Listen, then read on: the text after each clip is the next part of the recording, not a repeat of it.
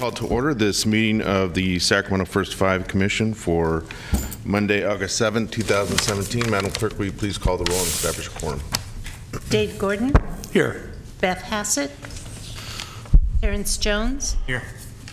Olivia Kassiri. Paul Lake. Here. Scott Moe. Here. Donna Sneringer. Steve Wirtz. Here. Lee Turner Johnson. Here. Kathy Kossick. Here.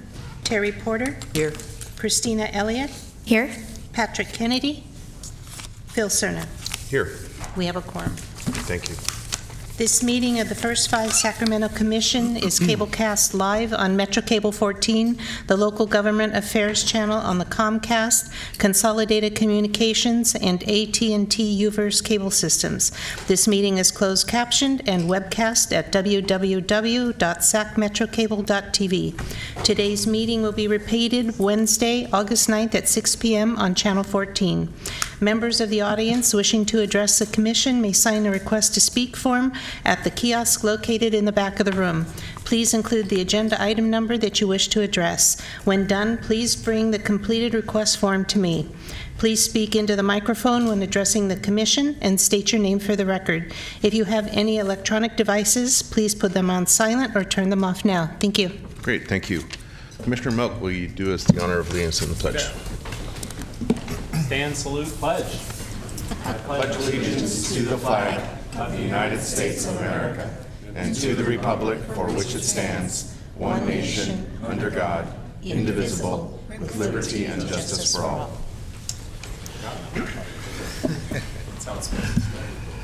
Great, thank you, and welcome everyone to this afternoon's First Five hearing. Again, as a friendly reminder, it looks like some people are actually taking advantage of it already.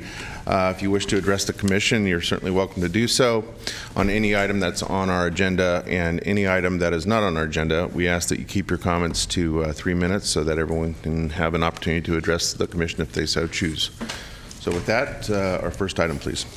Okay, and with Commissioner Hassett is out, so Steve Wirtz will be voting in her place, and Olivia Kassiri isn't here, and Kathy Kossick will be voting in her place. Very good, thank you. Item number 1, approve June 1st, 2017 draft action summary. Okay, any commissioner wish to make any changes? If not, I entertain a motion. So moved. Moved by Commissioner Moak. Second. Seconded by Commissioner Kossick. All in favor? Aye. Opposed, abstained, motion carries. Very good. Thank you. Next item, please.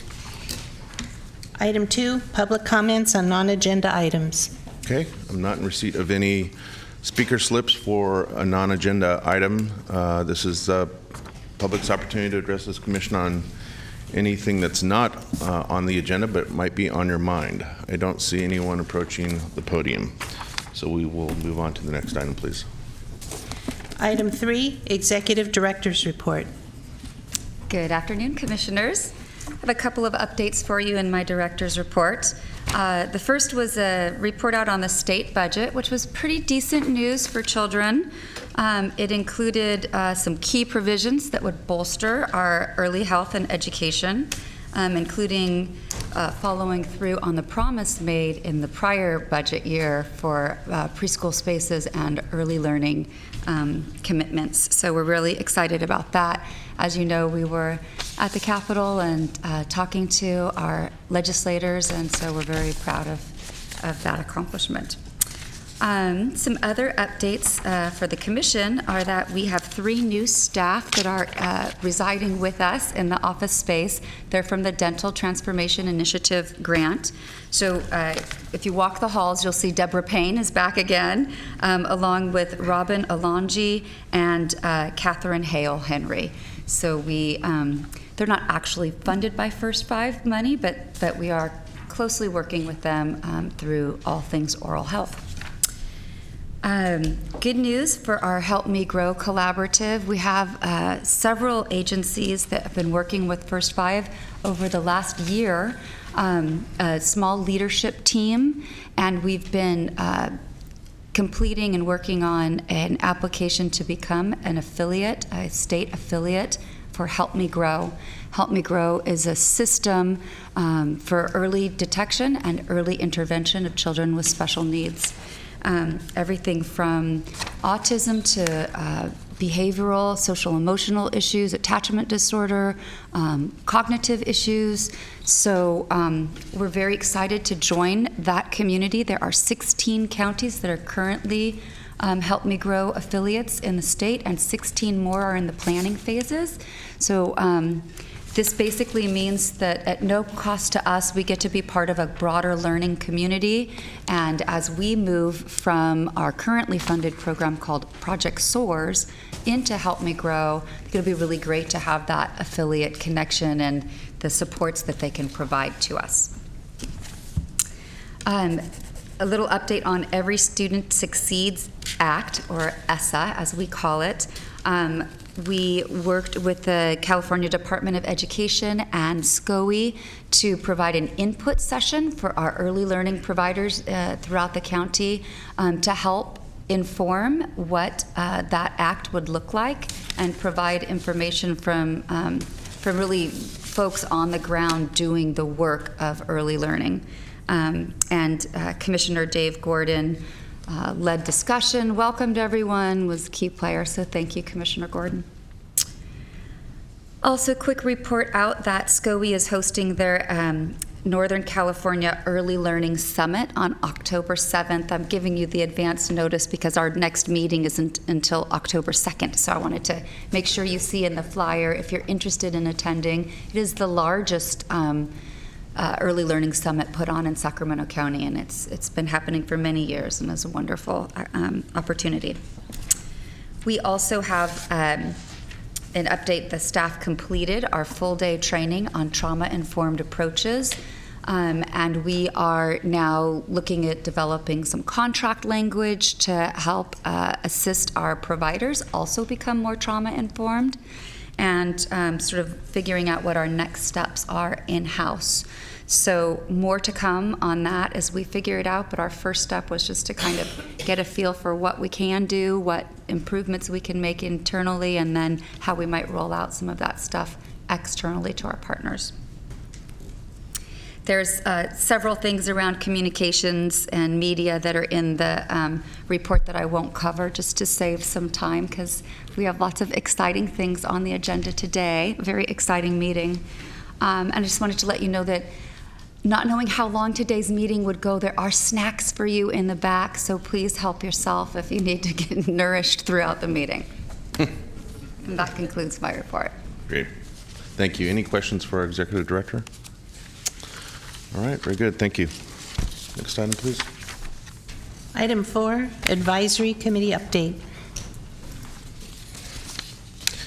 You'll note we rearranged the order, did we not? We did rearrange the order so that commissioners and community could have a chance to speak before they're exhausted at the end of the What are you going to meeting. do with all this new time? You may not get rid of the action, so we'll see about that as it goes. So, good afternoon to everyone. It's nice to see you again. Hope your summer has gone well. I'm going to start this off a little different. I'm still going to give the report, but it was a comment by one of our committee members. Walter Narski. Something like that. Yeah, close. Okay. But he had made a comment. He had watched the discussion about pertaining to fluoridation and being able to fund both. Of course, it was very lively, right? But what he said, and I think you don't hear this enough, he enjoyed watching it because he enjoyed the compassion, the commitment, and the compromise. He could see how passionate you were, all of you, about this, but you were willing to compromise on it for what's best in the community. So he just spoke about that for a few minutes. I thought I should mention that to you, that you never hear that, but we appreciate your work, and we know how hard it is. So thank you. We started off with a mindfulness exercise, which is what to be thankful for Carolyn, that is part of the trauma, and I think she's going to be doing a presentation for us on the Human Services Coordinating Council, so it is starting to spread. We also did an icebreaker, and it was Julie had us do one about what our childhood nicknames are and why. Sorry, Julie. And Julie's was Cool Joel. Okay, so hey, I like it. I won't tell them the other one, Julie. But it was a way of us to get to know each other a little more, and why. Why was this? And I think we regressed a little bit, and we brought it back. During the executive director's report, we talked about the almost complete strategic plan, and she talked about how the plan will lay a path for allocation of funds to result areas, extensions, available contracts, and competitive bid processes to be implemented. We had some discussion on that and what they saw for that and how it would change. So we'll see as that progresses. We talked about sustainability, and our focus with sustainability is, of course, on policy change, parent-public engagement, and increasing financial resources. So we had a discussion on that, how maybe some collaborations of funds, and a variety of different ways, because we know what's coming up. So we're aware of it as well. We did have an advocacy update. We talked about Children Now and our work with them, and the strategies to support local school districts on inclusion of early learning. We thought that was a great idea. That spurred some conversation as well. And of course, we have TK, Head Start, other services, but we want to see where we fit. We talked about the letter submitted for SB 63, New Parent Leave Act, the 12 weeks, and how they signed a letter of support for SB 379, improved data collection by the kindergarten oral health assessments. We think that is a very, very, very positive thing to hear about this, because we know the effects when a child has a toothache and a child is just not healthy. We did have a presentation, school readiness evaluation. It was the same one here. We found that to be very interesting, and we saw the effectiveness.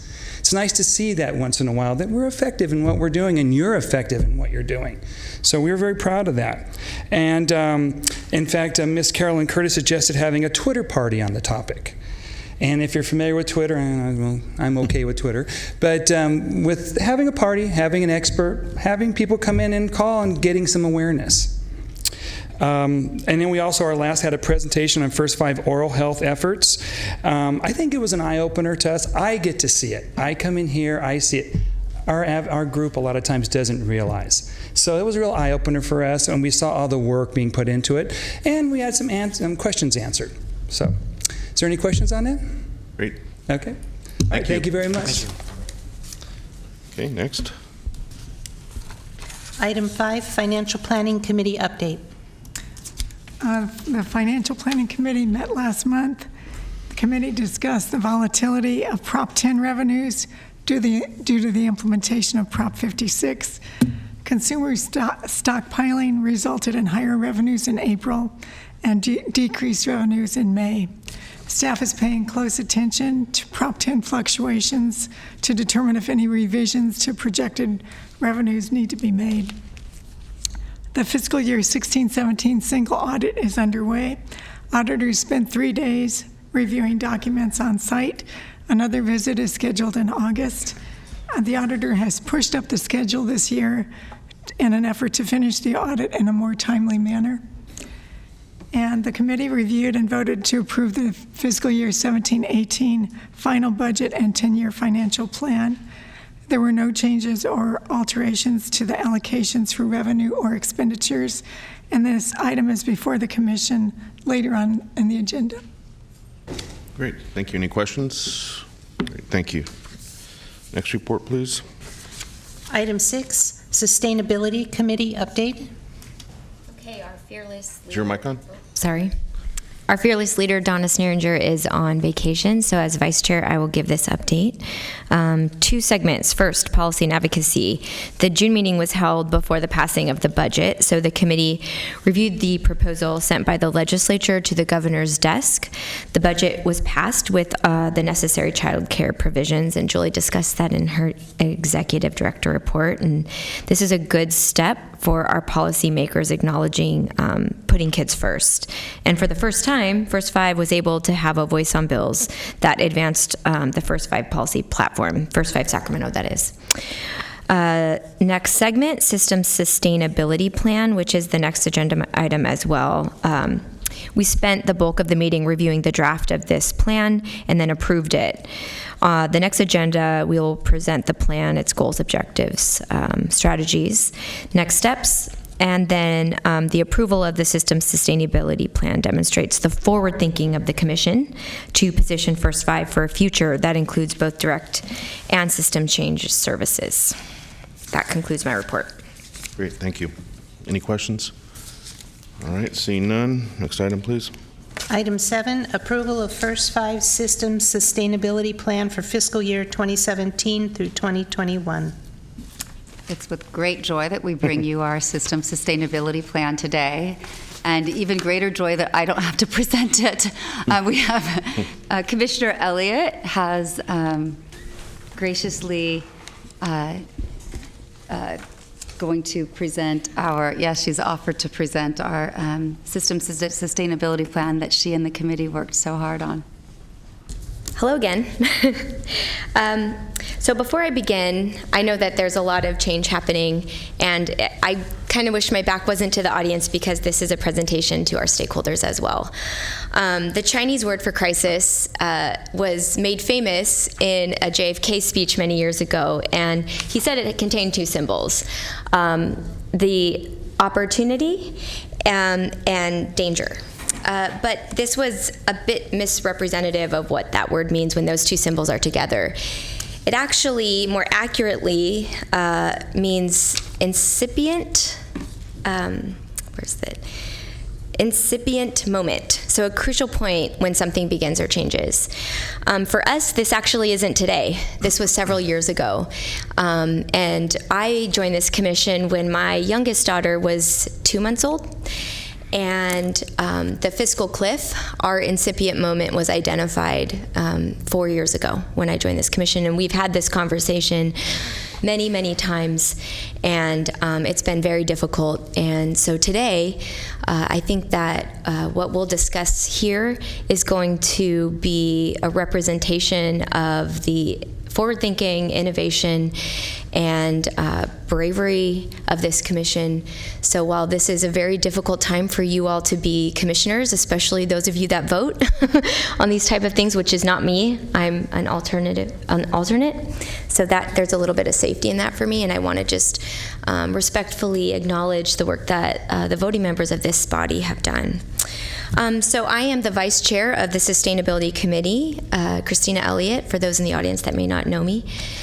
I will be introducing this plan to you for your approval.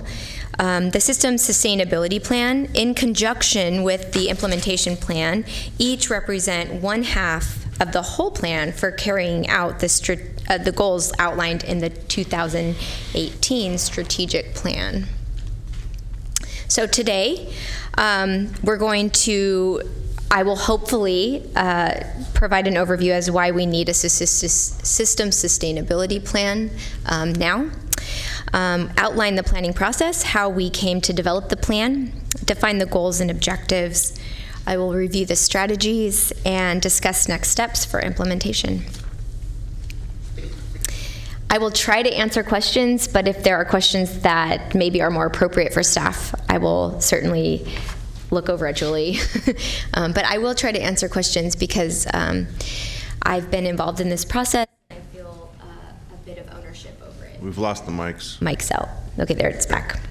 Okay, so opportunity for new direction, our incipient moment.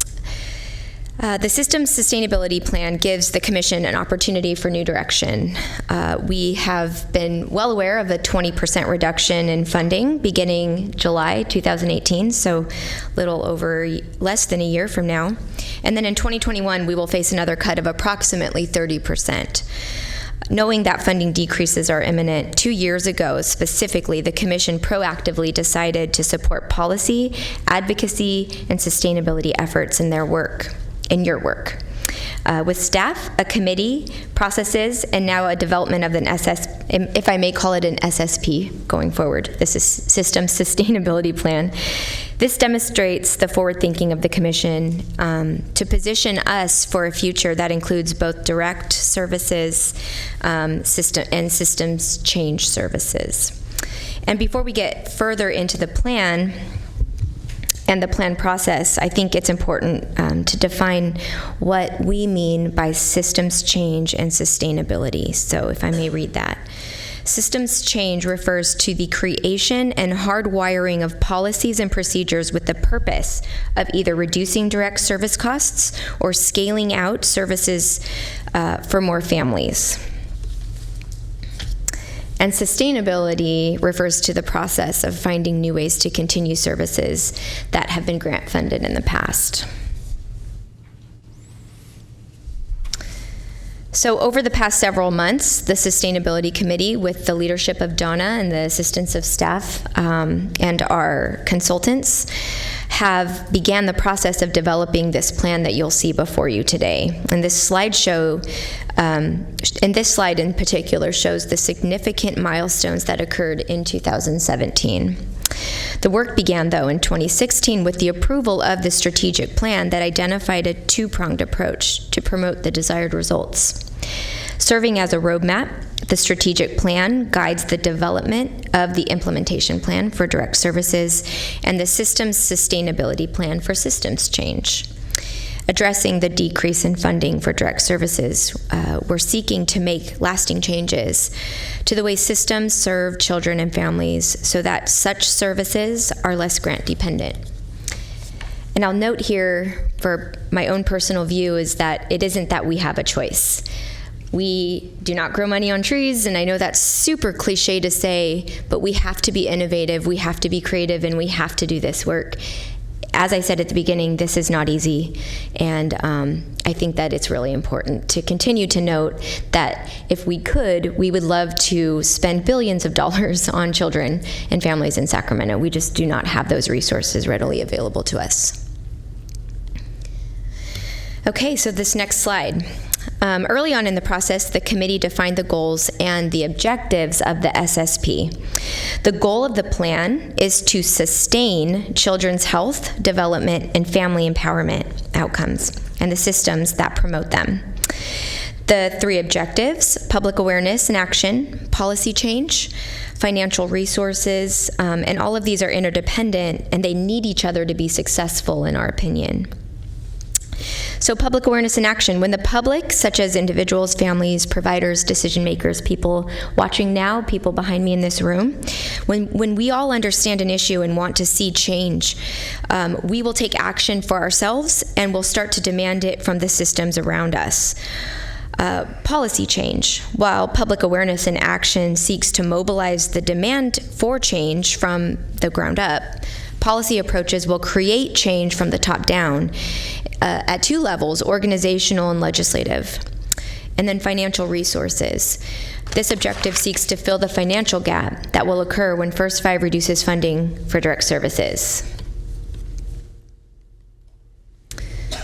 Okay, so now that the goals and objectives have been defined for the committee, we were tasked with identifying strategies for accomplishing these objectives.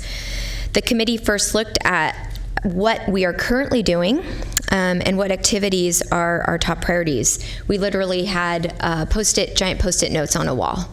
And it was a very heartfelt exercise, and I know that the strategic planning group did similar things as well. All of these are in conjunction with our strategic planning processes. So the strategies were then organized into three areas: existing, prioritized, and other. The strategies in the SSP will occur across a 4-year time frame and takes into account staffing, funding, and resources.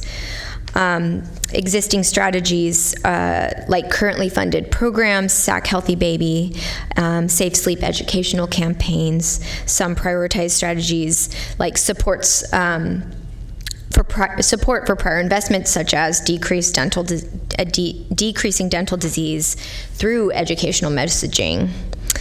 Some other potential strategies like current partnerships with Black Child Legacy, DTI, and First Five Association especially, we can influence these outcomes together.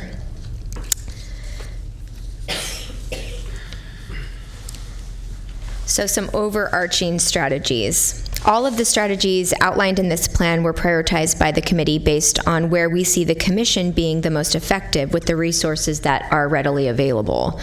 The overarching strategies are those strategies that affect all 10 result areas in the strategic plan. These are the top 4 strategies that we plan to implement in this SSP for your approval today. Monitor and advocate for legislation. Inventory local funders and our business community. And by that I mean seek out additional resources, start conversations, think innovatively and creatively in how we can partner with them. Provide technical assistance, of course, and utilize social media. Some examples for monitoring and advocating. So adopting the policy and advocacy platform and protocol to support legislation is an example of how we do that work. We've done that. This body has moved to support legislation to discuss how things at the state and local level will impact not only this body, but the people that we serve. So in example of inventory, many First Fives across the state are exploring how to generate new partnerships, leverage opportunities with other funders.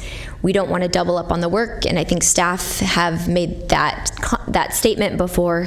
If we can be trim, if we can be lean, we can be effective. And not to hone in on this as a crisis, but I'm sure that this feels like a crisis for our partners that used to receive a certain amount of funding that is going to see these cliffs very shortly. So acknowledging that we are in crisis together, I think, is really important. And we want to make sure that we partner with them in identifying how there may be additional resources, or we might be doubling up on work.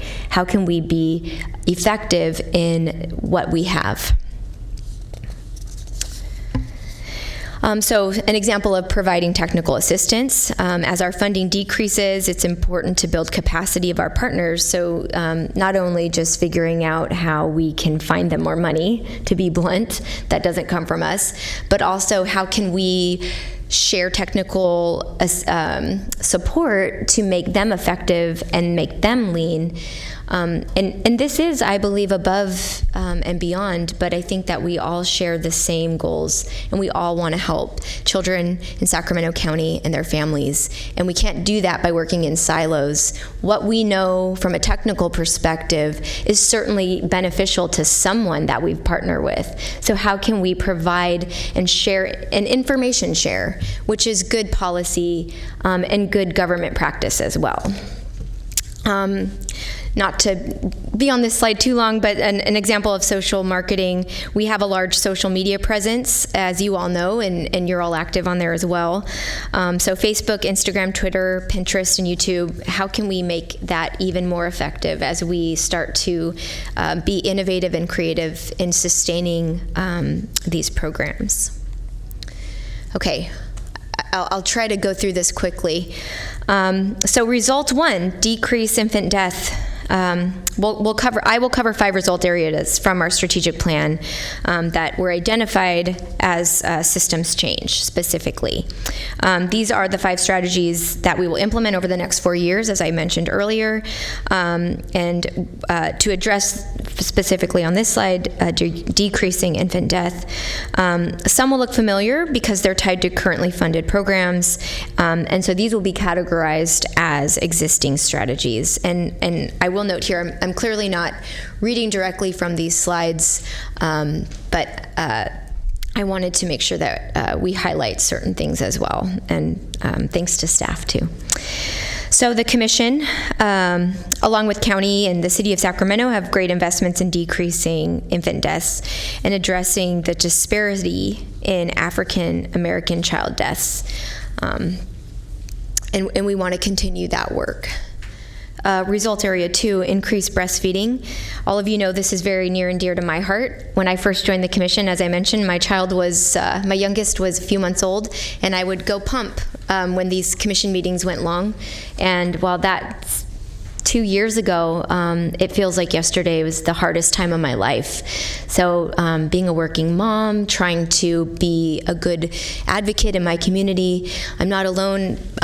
Many people behind me share those same struggles of everything that we're going to cover today. So increasing breastfeeding, result area 2, clearly we'll see cuts in the budget item coming up. It's hard for me to talk about. because I think that this is a really important public health issue. But the systems change strategies for increasing breastfeeding support efforts ensure that breastfeeding moms receive support and supplies that they need. The ACA currently is potentially an avenue for First Five to work with folks at the ACA to support local efforts. Certainly we don't know what's going to happen at the federal level, and the Sustainability Committee is keeping a very close eye on that. But we only know the world that we're living in today. We can only move forward based on what the laws are now. So hopefully things can be sustained. Hopefully that there is an opportunity to leverage ACA monies there and to support moms in their breastfeeding journeys. And if not, none of our system's sustainability plan with respect to any of these result areas are written in blood or in stone. What I love about this committee is that this is evident of the ability to be nimble in times of unknown circumstances. So as things change, the Sustainability Committee will continue to try to seek out new, innovative and creative opportunities when things seem like they're crises. Okay, result area 3, decreased dental disease. There's currently a lot of momentum around oral health, which presents opportunities for leveraged funding to offset First Five funding to keep programs whole well into the future. These are our top strategies in working towards efforts to decrease dental disease. This is one of 2 result areas that was identified in the strategic plan as a systems change result. Result 4, increased utilization of medical homes. 99% of children in Sacramento County have medical coverage. 30% of children ages 0 to 5 did not have a well child checkup in the past year. So we've talked about transportation being an issue. We've talked about a lot of the obstacles that families have in they have these resources. How do we get them to actually use them? Our systems change strategy will build public awareness around the issue of utilization.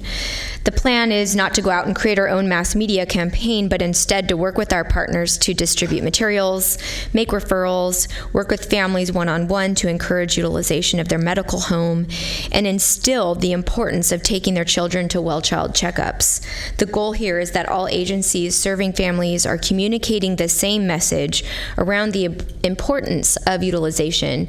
And many of you on this commission hold very influential roles in our community, and I know that you're doing good work around this, so I just encourage us all to continue to communicate this information to your stakeholders that you serve in your capacity outside of these walls. I'm almost done. Result 5, increase accessibility to affordable, quality childcare. Another one very near and dear to my heart as a full-time working, outside of the home, working mom. There are not enough childcare spaces in Sacramento County to accommodate every single child who needs care, and the cost of care is increasing. We have the minimum wage increases. There's new laws at the state level that are going to require businesses, which would include preschools, to provide retirement to their employees. And while these are all very good for the people employed, it does burden the business in a way that burden's probably the wrong word, but the money is going to come out from the consumer. So how do we balance these shifting policies at the state level as they impact us all the way down to the local level? First Five alone could never meet these needs. Increased accessibility to affordable, quality childcare was identified solely as a policy result in the previous strategic plan, and it continues to be a systems change result in this strategic plan. Now we're able to put real efforts towards this result, and there's been a lot of strides in the last couple of years. We continue to build relationships with our legislators. We advocate for policy change. As you've all seen, I've brought my daughter Adeline 2 or 3 years in a row to our policy day at the Capitol. She certainly ground crumbs into most legislators' offices. She was eating crackers, but they were very kind. And it goes to show that children and child care is extremely difficult to come by, and any parent knows that they're not just going to give their children over to anybody. The background checks, all of that doesn't guarantee anything. The hardest thing in any parent's life is handing their precious child over to a stranger. Hopefully over time that stranger becomes a part of the family. That isn't guaranteed.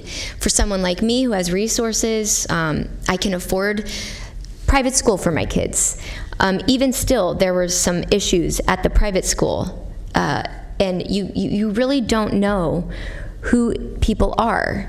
And childcare is an angst and a fear in this current world, given all that we know that happens to children. And so that's why I feel very strongly about this. No matter what we do, we can't protect our children all the time. So as a policy effort, this is really important, I think. Just recently, First 5 supported legislation that was enacted in the state budget, resulting in increased access to affordable childcare. And I am really excited about that. Okay, next steps for implementation. We're investing in systems sustainability work as a commission. We're putting a stake in the ground, if you will. This approach is low cost, obviously. It's feasible in the implementation plan. A total of 1% of our budget for this 2018 strategic plan is dedicated to implementing this plan. $75,000 allocated in this year's budget alone. The committee will be working with staff to develop the operational work plan, which will flesh out the details of the specific activities necessary for carrying out each strategy, identify leads and key players, including commissioners who are valuable resources. We're advocates, and as I mentioned, you're leaders in the community, and a really critical component to the success of this plan. The work plan will also outline financial and staff resources that will be required, evaluation measures, obviously something I care about as well, to be able to determine what success looks like. It's a difficult job to determine what success looks like in something like this, but I think we can. Progress will be reported to the Commission on a regular basis, of course, through our report out, as I did right before this. Julie, the Executive Director's report as well, this will be discussed, or even formally when recommendations call for approval by the Commission. Oops, sorry. So in closing, I would like to thank you for your time. I don't know if a commissioner has ever addressed the commission, but I do feel very strongly about this, and it is the biggest honor of my life to serve on this commission with all of you. So with that, thank you for your time, and if there are questions, I'm happy to answer them. If I can't, then I will point over there to staff. All right, thank you, Christina. Very well done, and thanks to the entire committee and staff for putting what is obviously a lot of thought into our biggest challenge in front of us as a commission, not just here, but up and down the state. I think it's thematic with how the calendar year began, which was to be fairly bold in reaching out to our community stakeholders to let it be known that we do have this fiscal challenge in front of us, and we're going to think very deliberately about how best to grapple with it. So this is obviously evident of further thought in that direction. So with that, I think we do have a few questions. Commissioner Hassett? Thank you. I really appreciate how this fits so nicely with the other work that we've done on the hierarchy and everything, and attempts to fill in some of those gaps. When I hear financial resource strategies, to me it always means fundraising or putting that sort of a program in place, and I'm wondering where we are internally with staffing or with plans for, I mean, a lot of the specific strategies are more around leveraging things that already exist and all that, but I can't help but see fundraising in there between the lines, and I'm wondering what the plan is for that. Well, I will just say that I'm not familiar with any kind of code that would legally allow us to fundraise, so I can't answer that. I know my board can fundraise, my state board. So, yeah. We don't have any plans to actually fundraise, to go out and start funding events or anything. Our financial resources is more of looking to others who are already funding in the field of early learning or just early childhood development in general, and to see how we can partner with them on specific strategies that we have outlined here. I like to go back to the Head Start partnership, where we were able to offset well, we started with 24, and we have 16 more lined up for this coming school year, where we are just slowly offsetting those preschool spaces to Head Start where it makes sense for them to take over. We're also looking at partnerships with other agencies that can't be named quite yet, but I'm really close to being able to say it. So in those ways, and then leveraging dollars where we can from MAW and other places. We hit a little bit of a wall with MAW for being able to draw down additional funds for the current year, but as we do contract negotiations and go into creating contracts for the next strategic plan, we will be looking at specific language and things to reassess whether or not we can actually increase MAW, so leverage new dollars in that way. And then the third kind of way that we're looking at it is, it's bigger than us, but it would be like inviting the Sacramento Community Foundation and others who are funding early child development to say, can we do it more systematically? Is there a way that we don't have to do it in these silos, but if you're funding this and we're funding that, how do we build a system where we all know what we're funding and how we're doing it, and make sure that we're not duplicating and just better use our existing funding that's here already? Gotcha. So we do have some ideas on how to do that, and we would really sort of lay those out in the next step, which is sort of that real action plan for each of these strategies that are here before you today. And I know you have a staff person who was brought on specifically to work on this. Do you feel like we have enough internal resources for this, or? Well, Latina is a dynamo. So she and Erin are actually both sort of splitting the work on this committee and the work that you'll see in here. So what I like to say is we don't have a lot of funding going toward this, and almost all of it is in staffing. So it's about a 0.6 to a 0.8 FTE. And then a little bit of leftover money to implement some of these, which is about 1% of our new strategic plan. So it's not a lot, but it is, as Christina said, a stake in the ground, and I think it's a good place for us to start. And as things come together, we would probably be coming back to you and letting you know how it's going with and how much of it we're able to accomplish with what we have. Great, thank you. Sure. Commissioner Wirtz?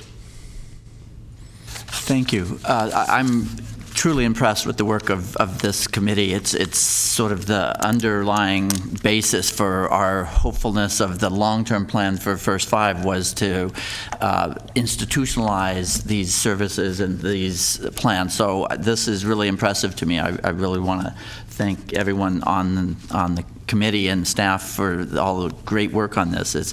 I think it's going to be, as you say, it's a necessary part of what we're doing and essential.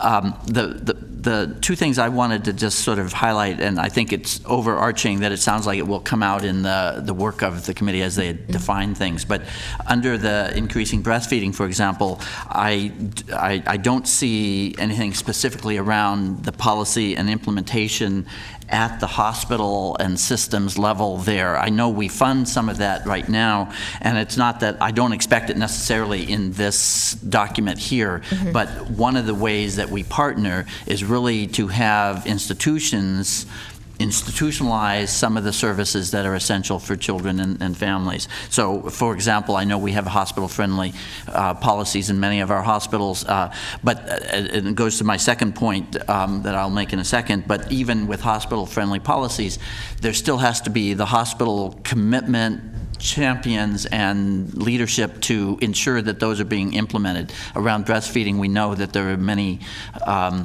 different views on how that should be done in a hospital, and some of the training necessarily isn't always, and some of the staff aren't necessarily bought into the ways to help women be successful with whatever feeding method they want, including making sure they succeed with breastfeeding. So I look toward that level of partnership, that we get clear commitment, clear champions from our partners like the healthcare systems. And similarly with the medical home piece, obviously the focus has got to be on utilization. And there was a lot of mention about getting messages out to parents and having them, quote, get to service. But I'm a little worried that a little bit of that is blaming the victim kind of approach. I think just as much has to be focused on those, again, the payers and the providers of services, to not just put out messages, you should come to get service, but rather they need to look at their policies and potential barriers that might be slowing down or making it more difficult, and maybe they too need to be more innovative and creative in creating ways in which they reach out to our communities, which struggle with many kinds of constraints that these systems don't have. So again, I think this is going to be a great platform. I think it's going to be nimble, as you say, and we will add to it as we go, and some of it has to be about how we engage our partners in actually doing some of the work that ideally should be in their vision for helping families as well. So.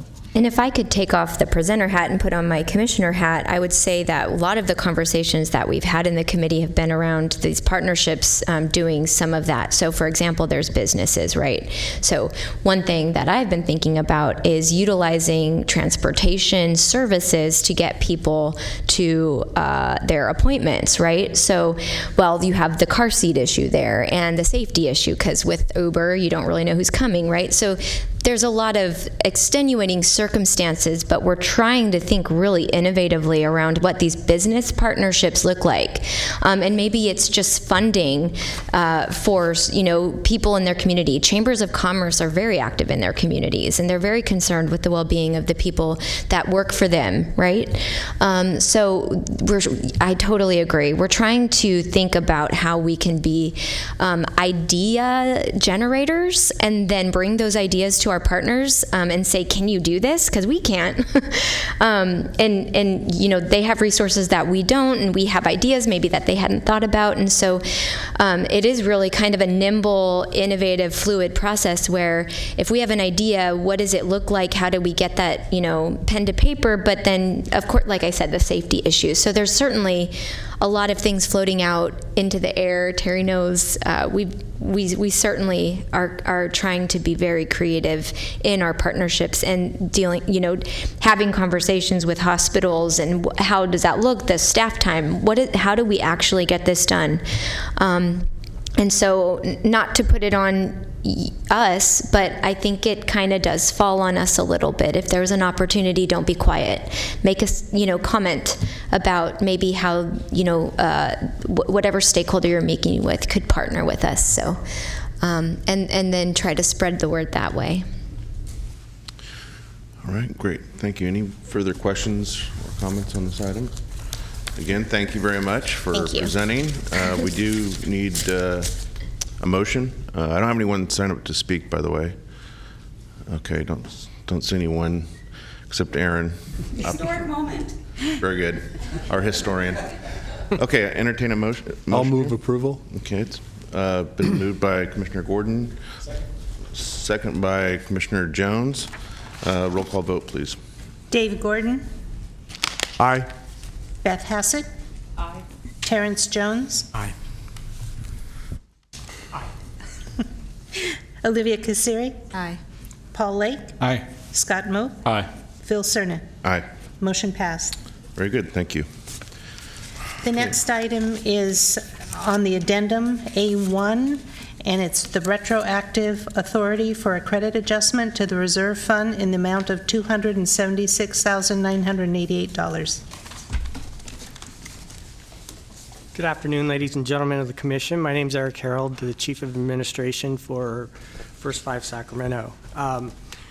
This agenda item is a standard annual accounting procedure that trues up our year-end accruals with our... Is your mic on? Yes, sir. Okay, maybe you want to lean in a little bit. Thanks.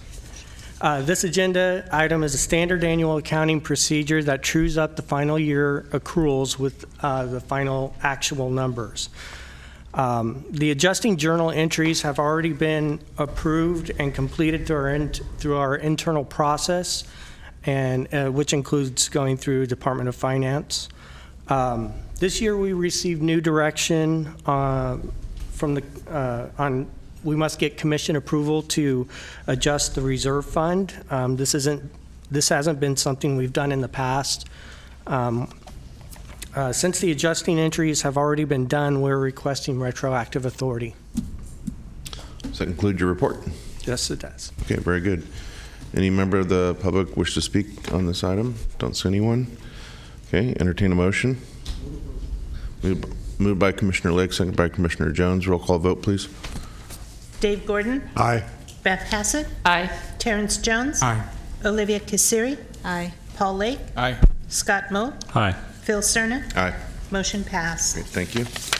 Item 8, public hearing, approval of 2017-2018 final budget and 10-year financial plan. Oh, hello again. All right, just for clarification, I'm presenting the final fiscal year 17-18 final budget.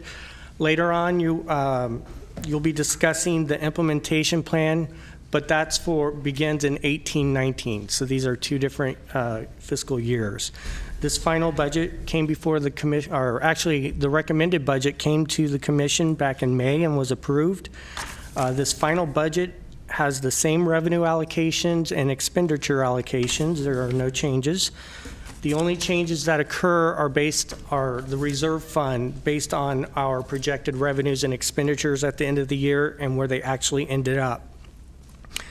If you go ahead and take a look at the summary of changes, attachment 1, I've tried to illustrate the effects of our projections and how that affects the reserve fund.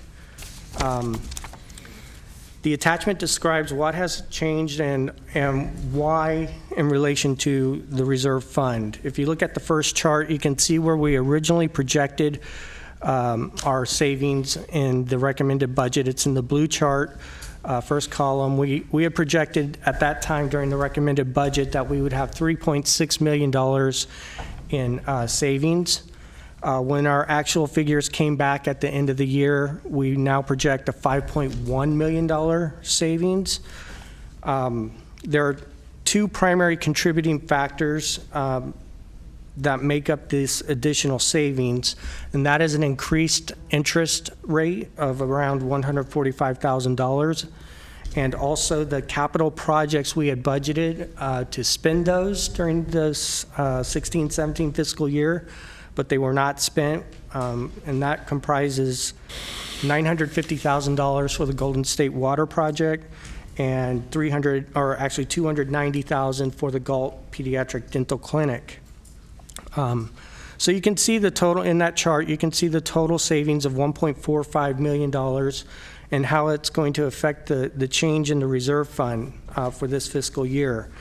The change amount saved has a direct impact on the reserve fund. The additional savings will increase the fund balance from $3.6 million to $5.1 million. It will decrease our reserve release from $13 million to $11.5 million. And you can see that in that chart. Now, some of you might be asking, well, is this extra money we could be spending elsewhere? And the answer to that is not really. The commission has already committed these funds to the dental fluoridation projects. However, they are not budgeted in the current fiscal year, the 17-18 year. We do have $2.7 million in fluoridation funding reserved in the budget this year, so we have plenty of money should we decide, should we proceed on the projects. However, I am memorializing the commitment of the balance of the fluoridation projects by adding a line called unbudgeted capital project obligations. And you'll be able to see that on the next form. If you look at attachment 2, the only changes here, this report should be a little familiar to you. The changes here on the call-out box on the reserve fund at the bottom right. Bless you. It summarizes the beginning reserve balance with the new figures of $41.8 million. Reflects the new fund balance the new fund balance of $5.1 million, the new reserve release at $11.5 million for total assistance during the fiscal year of $16 million. And there you see the unbudgeted capital obligations to memorialize the commitment that the commission has already made for the dental fluoridation projects, in addition to what is already budgeted in the budget, the fiscal 17-18 budget. Okay, the next attachment is attachment 3. I typically include this for those of you that like to see the details. So with that, we'll move on to attachment 4, which is the 10-year financial plan. Again, the only real changes are through the reserve fund, and it's reflected at the bottom of this chart. In the bottom box, it's called the reserve fund reconciliation. So you see the beginning balance in the green column for this fiscal year is $41.8 million. We reduce it by the requirements for the fiscal year of $16.6 million, and then I have added the dental obligation of roughly $1.1 million, and gives us a year-end reserve balance of $24.1 million.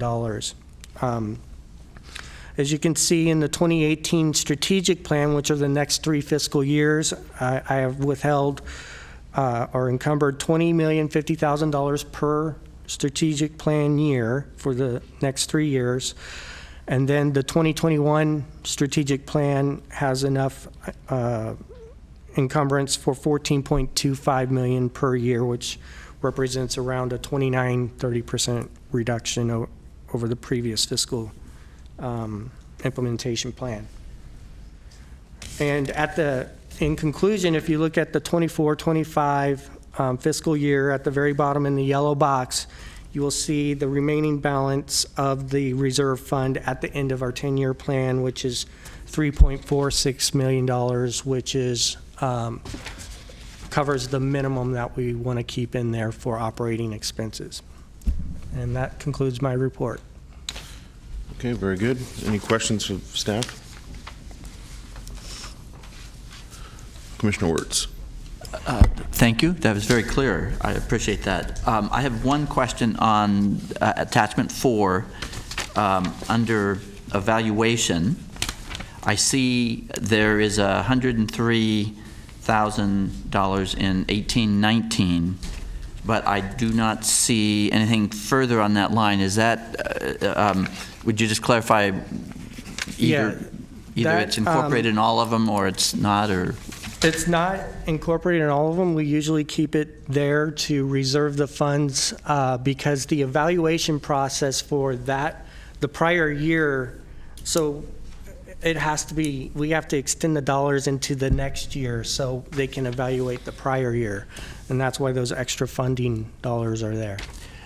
And will those then be available in 1920 and 2021? When, or do we need to explicitly propose those? It's my opinion that they would remain there perpetually until. Can I answer that one? So that is money that's in addition to the allocated evaluation funds that you all approved back in June you had a spending plan that said this is how much is going to program, this is how much is going to evaluation. And this is in addition to the allocation for evaluation, because we knew that whatever contracts we had in place right now, we would need to have some amount of funding in there so that if they didn't win the RFP, if the new evaluation folks or the new contract would be focusing on getting our new providers and getting all the evaluation plans set for the next year. It's not necessarily to evaluate what happened the prior year. So this is actually additional funding. And it's a one-time funding? It's a one-time Okay. additional funding that was put in the budget as part of this current strategic plan several years ago. Got it. And we just kept it there to show you that it's there if we need it to round out the current year's evaluation. Thank you. Yes. It just stood out as Yes. the only number in those boxes. Right. So. Good question. Commissioner Moak? Since you provided the detail, I have a question about the detail, so thank you.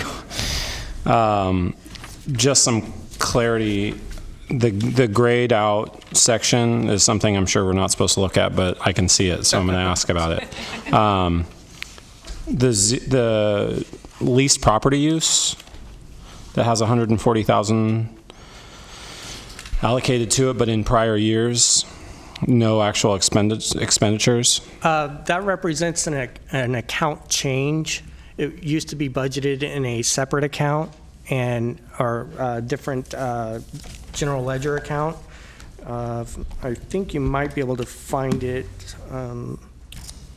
in the prior year expenditures. I'd have to sort through the detail, but it was in a separate account. The expense was there the prior year. It's just like moving it from a lease facility to a lease rental.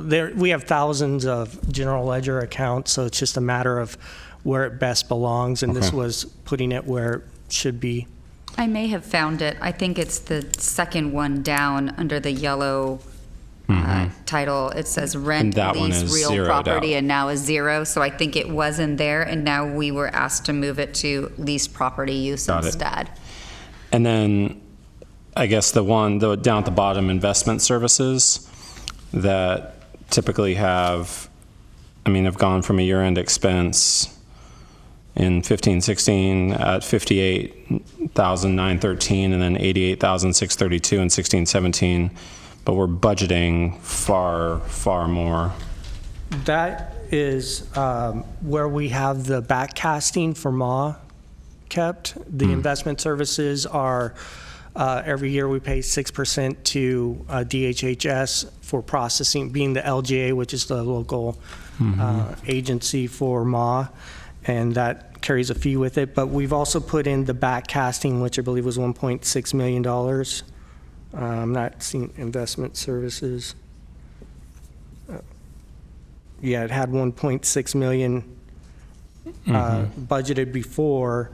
We spent 88,000 for current year fees, and now we have the 1.68 budgeted as well. That's just an extraordinarily large. Yeah, that's the backcasting. We've had it on the books for a while. We're waiting for the state to allow us to pay it back, and once that's paid back, it's all been encumbered. It's, it's not counted as part of the $20,050,000 in the implementation plan. Okay. Thank you for showing the detail. Sure. Okay, any other questions for staff? Okay, I don't have anyone signed up to speak on this item. Entertain a motion. Chair will move. Is there a second? Second by Commissioner Lake. Roll call vote, please. Dave Gordon. Aye. Beth Hassett. Aye. Terrence Jones. Aye. Olivia Kasiri. Aye. Paul Lake. Aye. Scott Moak. Aye. Phil Cerna. Aye. Motion passed. Very good, thank you. Item 9, approval of first 5 implementation plan for fiscal year 2018-19 through 2020-21. Okay, before we hear from staff, go ahead and go to the podium. I believe we have some recusals. Mr. Lake? Thank you, Mr. Chair. I'm recusing myself from this item because the plan directly names the Department of Health and Human Services, which falls within the county social services agency, which I administer. Thank you. Okay, and who's playing the part of Donna today?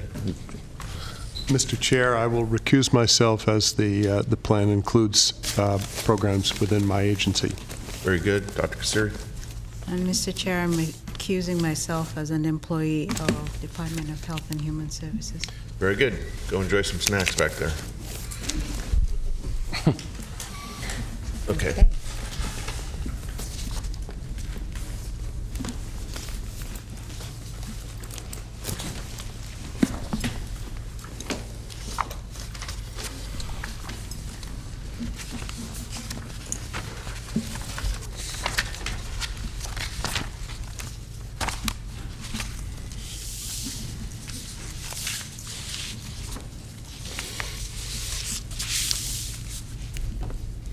Good afternoon again.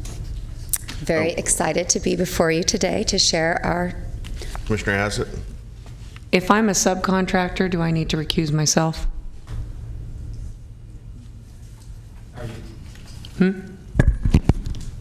To which agency? Most of the family resource centers. In an abundance of caution, I would say yes. Okay. Weave is a subcontractor at most of the family resource centers, so I will recuse myself.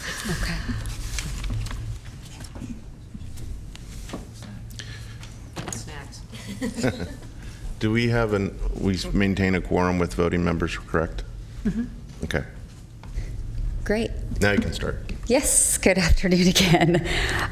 So the implementation plan before you today expands on our strategic plan, which you approved in June, and it provides the detail for each of the strategies in each of the result areas.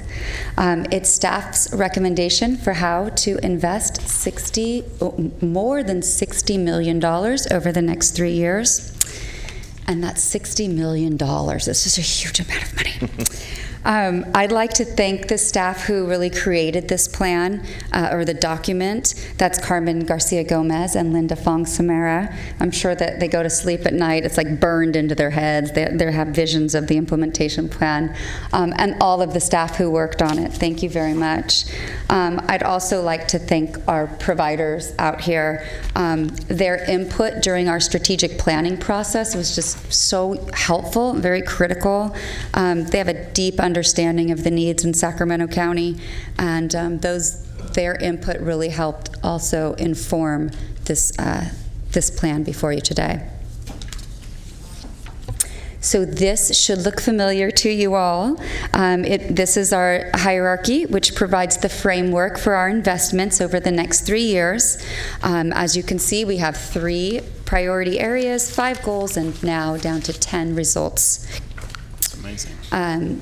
And the implementation plan before you today, it will detail both the direct services side, so everything it provides detail for all of the yellow and yellow-green items, and it provides funding allocations for all 10 of these items of result areas. The implementation plan includes a general overview of the strategic plan with the planned expenditures. It's on each result area. There we go, we're back. And each result area that you'll see also has a summary chart at the bottom at the back of the document. And the summary chart, sort of that's where all the details are in. It includes the implementation strategies, the target populations that we're going to serve in those result areas, the funding mechanism, so whether it's going to be a competitive process or a non-competitive process, and what the total 3-year allocation is for each result area. It also, at the beginning, includes indicators, so what we're going to track. These are what we know today, but those indicators may grow, as well as a detailed evaluation plan is created after we've approved. And each chart ends with a summary of the planned expenditures, and those expenditures include the contracts that would go out to community, as well as staffing costs on First 5 Commission part, our media, program support, policy advocacy, sustainability, and all the sort of blacked out areas on that budget detail, which were allocated costs. This slide provides a quick look at the planned program expenditures for each result area, and it also reveals how much of the total program budget is being allocated for each result area. So, for example, if you look at decreased infant death, it has an allocation of nearly $3.8 million over the 3-year plan, and that represents 7% of the funds available for direct services. And as you can see, our largest investment is effective parenting at $25 million over 3 years, which represents 46% of our available funding. In addition to the funds allocated to the partners, there's also other costs associated with operating programs. Those are things like program management, program support, media, allocated costs. All combined, these program expenditures will total $54.5 million of our $60.1 million allocation, or about 90% of expenditures. We will invest 3% in evaluation, which is about $1.7 million over 3 years, and about 7% in administration, $3.9 million. The next 2 slides will provide an overview of the strategic plan result areas and the strategies to be implemented. You can see the percent reduction based on the 2015 strategic plan for each result, as well as the total allocation available for funding over the 3 years. Reductions to the result areas were based on prioritizations made by the strategic plan work group, who closely followed the Commission's own funding principles, which were to go narrower and deeper, and to address disparities. These were tough decisions to make, but we did have a process in place, and we've basically followed it from beginning to finish. All the decisions were made very transparently, and I think with great integrity on behalf of the work group, commissioners, and staff involved. The decision-making process for the allocations were carefully vetted through that work group. Providers had opportunity for input during that process, and like I said, we really appreciate their contributions toward the final product. A draft of this document was shared back in December of 2016 with the commissioners, and it was modified after we identified some additional internal savings. So the picture of the implementation plan is actually a little rosier for the amount of money we can put into contracts than it was back in December. So there's more funding for direct services because we were able to find some additional cost savings in operations. This is the second slide, which will take you through result areas 7 through 10. You'll note that we've combined result areas 9 and 10. Those really speak to birth and beyond, and so we just kind of lumped them together. But you can see the recommended reductions and the amount remaining for contracts. I did want to talk briefly about what the major differences are between this plan and the current plan that we're operating under. With our decreased budget, we have continued to go narrower and deeper with our investments. We reduced the number of result areas from 15 down to 10. We changed several of them from what used to be a direct service, a contracted direct service, into a systems change result area or strategy. The strategic plan work group prioritized 2 major areas, which was core school readiness services and core family resource center services. Those are sort of the legacy programs, and as you saw, did have the majority of funding in them. We reduced internal operations by 22%, as I said, putting more than we had originally thought into contracting for direct services. And as you can see from both of the presentations today, there's a real symbiotic relationship between the implementation plan and the system sustainability plan. We're intricately involved in both sides of that, and we really do need to work together. They are put together. They are how we're going to implement the strategic plan for next year. Oops. Our next steps are detailed on this slide, and it includes a release of both competitive and non-competitive processes to ensure no disruption of services when we get to July 1st of 2018. And in addition to these steps, staff will add new requirements for our contractors. This is primarily came out of our system sustainability plan because we recognize the effects, the profound effects of adverse childhood experiences. All of our contracts will include requirements for trauma-informed training and delivery, service delivery. And our service providers will be required to provide even more resource and referral around several of our results that we were identifying in the SSP, and those are specifically around child care, dental care, and well child visits. And then service providers will be required to leverage at least 10% in other funding each year as they build their own system sustainability plans. As the Commission faces our declining ability to invest, efforts will continue to become narrower and deeper. We know this. We just saw Eric present 20% reductions this coming up cycle, up to 30% for the following.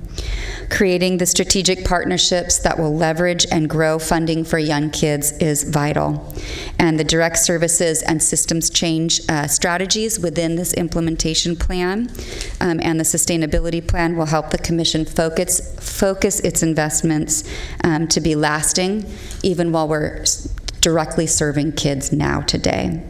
And as I said, the two documents will really come together to be the roadmap for our strategic plan.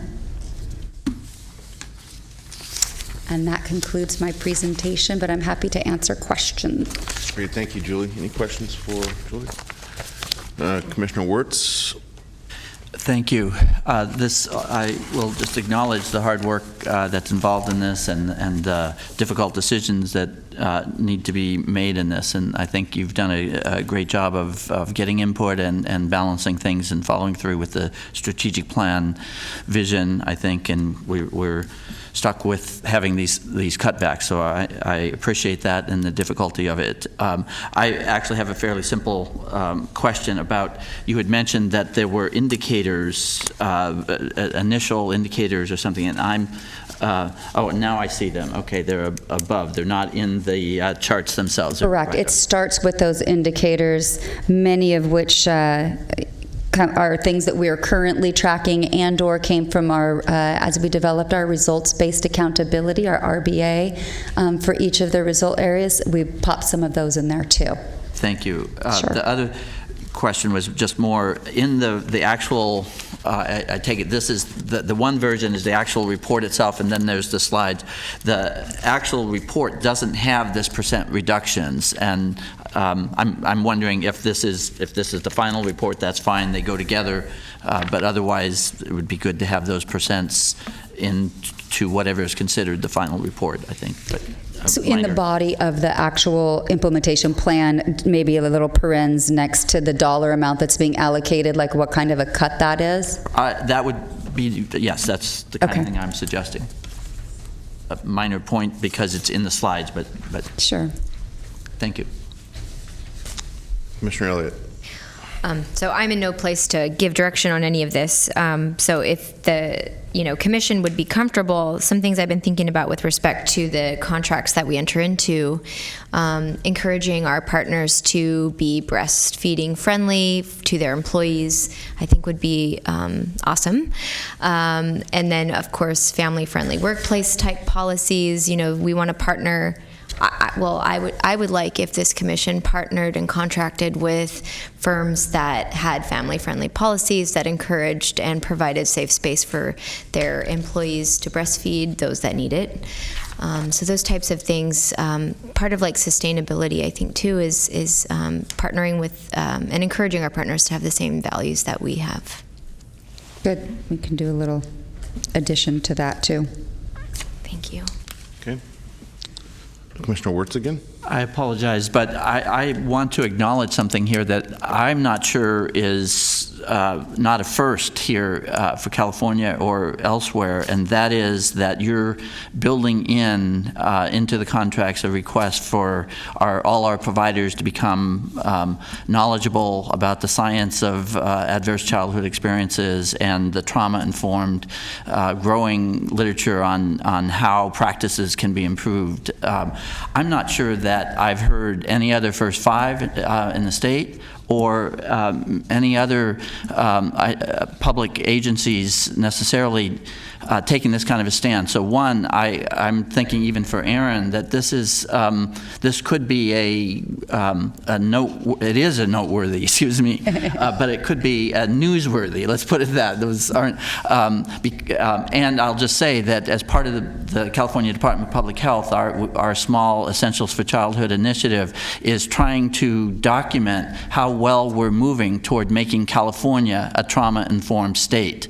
And I would argue that this is a powerful leadership position that the Commission is taking with regard to this. And I certainly applaud this, and I look forward to seeing how both the state can potentially help Sacramento County in this direction, as well as watching how you could help the rest of the state and nation move in this way. And I'll just mention two things that just tie directly. Our funder is the Centers for Disease Control and Prevention, and their science officer has been doing a great job of trying to publish in the peer-reviewed literature about how trauma-informed practices, about how family-friendly business practices actually translate down to how families struggle with raising their children in a safe manner. One of the articles has to do with demonstrating that paid family leave in California that's been in place for a good while was correlated with a reduction in abusive head trauma cases across California compared to 13 other comparison states. So I just want to make the connection that it's not, when we talk about policy and systems change, we're not just talking about that as, you know, a good thing and good policy. It actually does translate to how families are able to struggle with the stresses and challenges they have. And there is a growing body of literature to make that connection. So again, just kudos to the forward-thinking approach here and to getting your staff trained and now opening that opportunity to others. It's just a model for the rest of the state.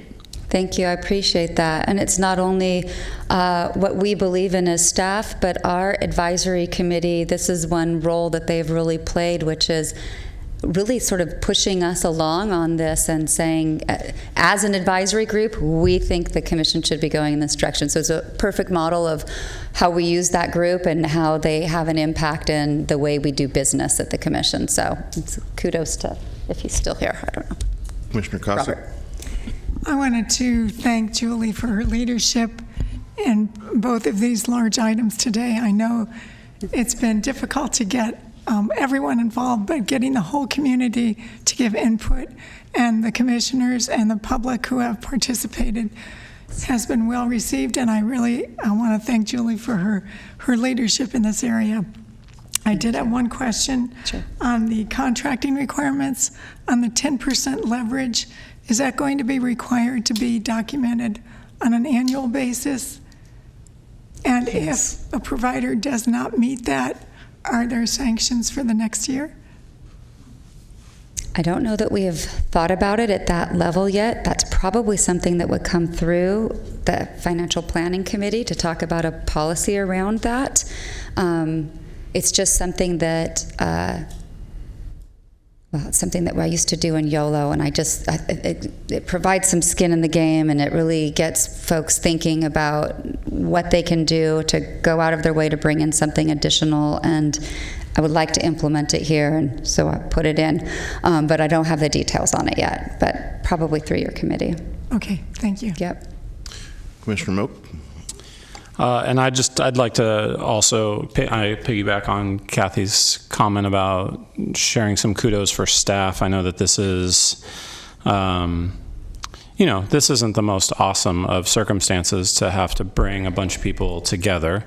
when you're talking about less and less and less. And, and yes, we have, to Commissioner Elliott's point during her presentation, we have certainly been talking about this for 4 or 40 years or something like that. And so this, if anyone is surprised by where we are today, then you've been sleeping a good slumber for the last 4 years. But it doesn't make it any easier when we are now truly facing it. And I think that, so kudos to you for steering the ship in the way that it has to be steered during these difficult times. And I think additional kudos to many of the people that are sitting behind you and who have been through this for so many years and weathered various storms along the way. I mean, I can remember one strategic planning session we had probably back in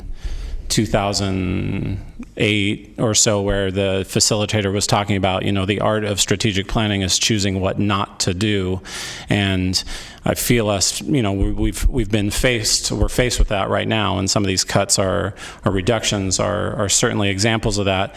But what I, as a avid food show watcher, because I'm a fan of the food, let's be real.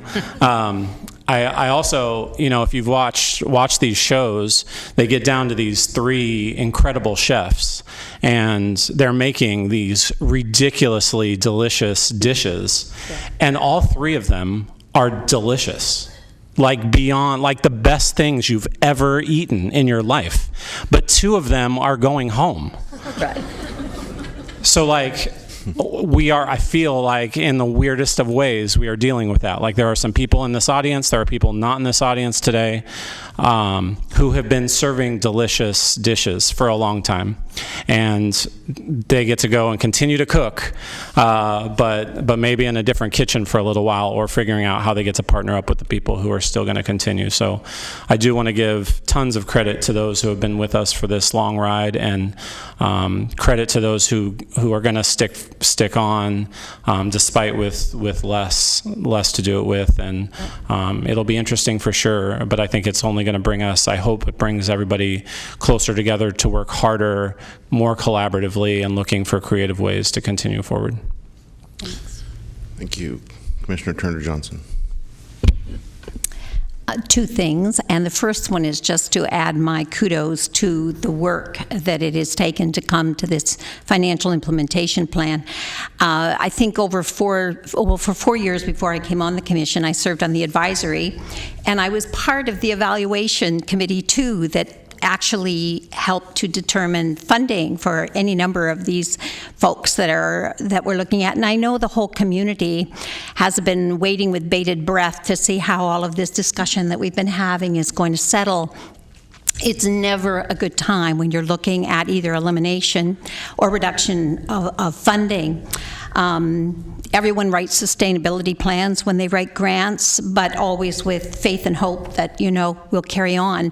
What I do want to say is that your leadership and all of the people that have worked so hard on it deserve incredible kudos today, because my opinion is that the work you've done to bring it to the place you have with the choices you've had to make is really remarkable. So I just want to say that. It's not easy, but I know from what has been said with Christina earlier that the technical assistance in the way that we'll support to try to help, at least with information that will help them, is going to be important, because it may reduce some other expenditure of theirs and help them. The second thing I want to say has to do with trauma. I didn't think I had anything to say about that, but listening to Commissioner Wirtz, I realized I have one thing to offer, and that is that in my work teaching as senior faculty adjunct for Pacific Oaks, the last few semesters, we have a accredited site at Roseville, and the last few semesters, my graduate students in particular, and actually the undergrads, have gotten so deeply into issues of wanting to work on trauma in their classes, and I always try to flex the agenda around what's going on. What I'm seeing is that it is coming up in every single professional's life that's out there with children and families. So the one thing I want to offer, because I started digging down and finding some more interesting things to bring to them, and I have been finding some amazing research, one of which I should share with you. this particular one, I won't quote or cite it or anything today, but really what it talks about is that there are some critical milestone times in children's lives, 3 to 5, I think it's about 7 to 9, and then around 11 to 13, latency and puberty, where children that experience trauma in those particular times have a stronger possibility of having lifelong, experiences from this. And I just want to add one last thing. The thing, not that this is anything shocking or rocket science, but the one thing that mitigates, because you can't cure trauma, but the mitigation that works the best is that they have one person minimum that they have an incredible attachment to from that point on, if they haven't already had it. And I'm talking about really severe trauma. I'm not talking about because we have paid parent leave. I'm talking about much more multiply and severely involved trauma. But I just think it's remarkable when it's this infiltrated into our everyday lives and every class that I teach. I know that we're on a pulse that we should be so proud of being part of. Thank you. Commissioner Wirtz. Thank you. This, as you can tell, both is a critical issue for a lot of us. And one, it's very hard to follow Scott with his metaphors, and but he's got other professions that help him do that. So I kudos to that. Chefs and ships. Yeah. Two things I want to say is that I really appreciate the work again, because being on the strategic planning group, we were able to not have to make those hard decisions at the time. So I want to acknowledge that and say that we were pleased that there was a further mechanism that would work on that. Then I'd just say about trauma, we try to, yes, you can mitigate it and so on, and we focus a lot on resilience, but as a public health perspective, we also prevent it. And our programs here in First Five are one of the major tools for preventing trauma from occurring in the first place, which is by far the best approach for our families and children. The question I had around the leveraging, and I'm not proposing this, I'm just asking whether there was a thought that this each year it was going to be 10% matching leveraging, or is there going to be an increasing number as it goes forward? We had only come up with this 10% of overall, not per year increasing, but it is something that we can take to Financial Planning Committee and come back with a fuller description of how that will shake down. Okay, thank you. Okay. Thank you, Julie. I appreciate what you mentioned early in your presentation about transparency and taking the time to meet with commissioners individually. You and I shared a number of conversations about certain aspects of the plan and reduction areas, and I do appreciate that, as difficult as it was to really discuss and contemplate. We went into this with eyes wide open thanks to your diligence, so thank you. You're welcome. Okay, I need a motion. Been moved by Commissioner Wirtz. Is there a second? Excuse me, Mr. Chair, does that include the addition by Mr. Wirtz of the percentages? Yeah, and it wasn't just Commissioner Wirtz that made recommended slight change, right? I have the other change in here too. Well, the other change was just that we'll come back with greater detail later around the leveraging percent, Yeah. but adding the percent cut specific to each result area into the body of the implementation plan. I have that. Okay, so let the record show that that's part of the motion. Okay.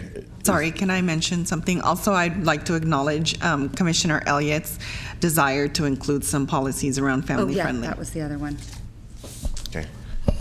I'm sorry, did we have a second? Chair will second. All right. Roll call vote, please. Terrence Jones. Aye. Scott Moe. Aye. Steve Wirtz. Aye. Kathy Kossick. Aye. Terry Porter. Aye. Bill Cerna. Aye. Motion passed. Great. Thank you. Okay, last item on our agenda today is commissioner comments.